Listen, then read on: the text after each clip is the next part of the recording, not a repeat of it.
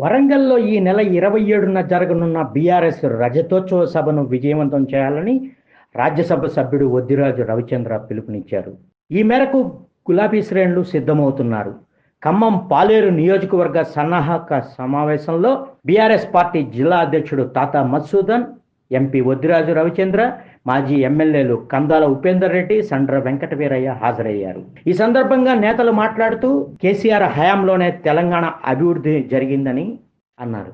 ఖమ్మం జిల్లాలకు సంబంధించిన 3 మంత్రులు ఉన్నా ప్రయోజనం లేదని విమర్శించారు. సీతారామ ప్రాజెక్టు తీసుకొచ్చిందే కేసీఆర్ అని చెప్పారు. రజతోత్సవ సభను విజయవంతం చేసేందుకు గ్రామాల నుంచి బీఆర్ఎస్ శ్రేణులు పెద్ద ఎత్తున తరలి రావాలని విజ్ఞప్తి చేశారు.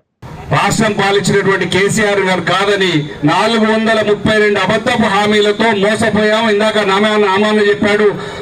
మహిళలు ముఖ్యంగా కళ్యాణ లక్ష్మితో పాటు తులం బంగారం ఇస్తారంటే దాదాపు ఈ జనాభాలో సగం % కంటే ఇంకొక 10 లక్షల మంది ఎక్కువ ఉన్నారు మహిళలు మన రాష్ట్రంలో. మహిళల ఓట్లు కూడా తులం బంగారం కోసం పాపం వాళ్ళు కానీ మన రైతన్నలు కూడా రైతు బంధు 10,000 ఇస్తే 15,000 ఇస్తున్నామని చెప్పేసి దానికి కానీ ఇవన్నీ పెన్షన్లు పెరుగుతాయి. 2,000 అంటే 4,000 ఇస్తామన్నారు. మహిళలకు మళ్ళీ 2,500 స్కీమ్ ఇస్తా అన్నారు, పెన్షన్ ఇస్తా అన్నారు. రైతులకు కౌలుదారులకు కూడా 12,000 ఇస్తా అన్నారు. ఆటో కార్మికులకు 12,000 ఇస్తా అన్నారు. రైతు బంధు బాయే, కళ్యాణ లక్ష్మి బాయే, బంగారం బాయే, పెన్షన్లు బాయే, ధాన్యం కొనేటోళ్ళు దిక్కు లేదా, నీళ్లు లేవా, కరెంటు లేవా, అసలు అధికారులే లేకపోయా, ప్రభుత్వమే లేకపోయా, ఏం జరుగుతుంది రాష్ట్రంలో అని చెప్పేసి ప్రజలంతా తీవ్రంగా బాధపడుతుండే.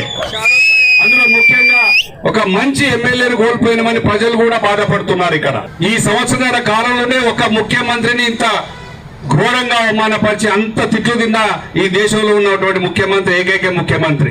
ఈ 15 నెలల్లోనే చాలా ఫెయిల్యూర్స్ అయి హైదరాబాద్ లో హైడ్రాన్ ముట్టుకొని గొడవ, లగచర్లో ఫార్మా దగ్గర నుంచి గొడవ, మొన్న హైదరాబాద్ సెంట్రల్ యూనివర్సిటీలో 400 ఎకరాల భూమిలో 100 ఎకరాలు రాత్రి బుల్డోజర్లు పెట్టి కొడితే మన పార్టీ సైన్యం ఊరుకుంటుందా? కేటీఆర్ గారు, కేసీఆర్ గారు సూచనలతో అత్యద్భుతంగా పోరాటం చేస్తే సుప్రీంకోర్టులో సుమోటోగా తీసుకుని ఇవాళ నిన్న ఆర్డర్లు ఇచ్చారు, అక్షింతలు పడ్డాయి.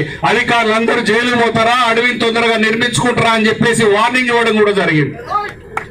అది ఎందుకు చెప్తున్నా అంటే ఇక్కడ ఉన్నటువంటి అధికారులు కూడా అధికారంలో ఉన్నప్పుడు బ్యాలెన్స్ చేసుకుంటూ అందరిని చూసుకుంటూ పోవాలి తప్ప ఎవరో ఒకరు చెప్తే మిగతా వాళ్ళని ఇబ్బంది పెట్టుకుంటే మళ్ళీ రాబోయేది కూడా ఖచ్చితంగా బీఆర్ఎస్ రాజ్యం వచ్చినప్పుడు ఇబ్బందులు పడతారని చెప్పేసి ఇవాళ ప్రెస్ మీట్ లో కూడా పొద్దునాటి కేటీఆర్ గారు ఖచ్చితంగా చెప్పడం జరిగింది.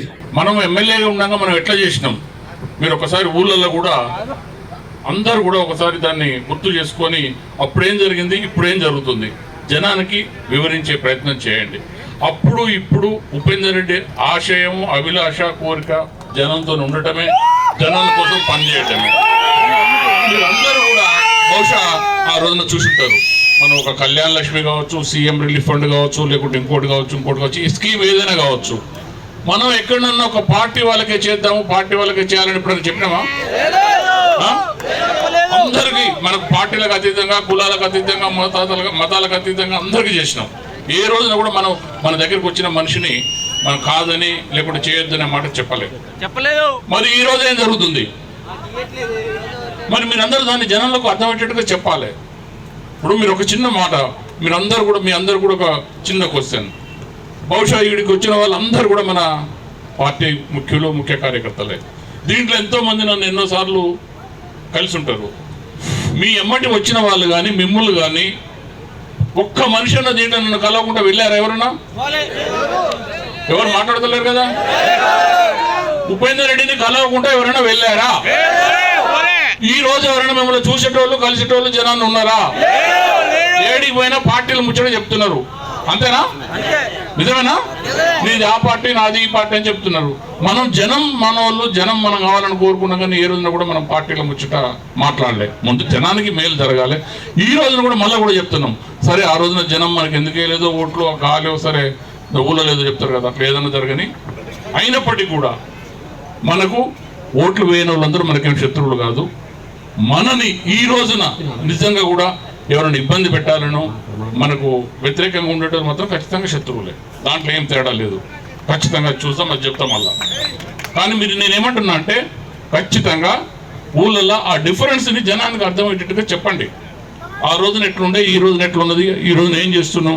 మన దగ్గరకు వచ్చిన నాకు ఈ రోజున కూడా నేను మళ్ళీ చెప్తున్నా, ఇప్పుడు కాదు, ఏ ఊరు నుంచి అయినా ఒక్క మనిషిని నేను పోతే సార్ కాలం లేదని అనిపించమనండి, ఒకరోజు ఫోన్ చేసి ఎత్తలేదని చెప్పానండి, లేదు. కాబట్టి మీరు ఆ తేడా అనేది జనానికి అర్థం కావాలి. ఇప్పుడు రాజకీయాలు గవర్నమెంట్ ఒకటే కాదు, గవర్నమెంట్ చేస్తుంది.